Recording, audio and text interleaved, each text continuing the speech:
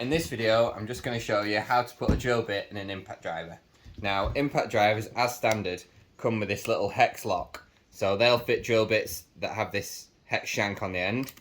But you might be wondering, if you've got regular drill bits like this with a smooth shank, how to fit them into your impact driver.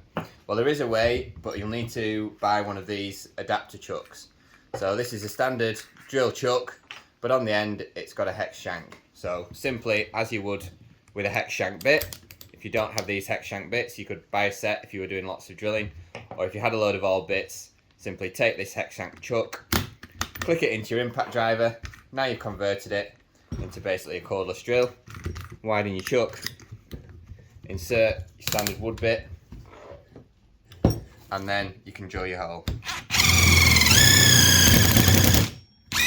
It's a little bit aggressive drilling wood with an impact driver, but it certainly does the job and leaves a nice clean hole.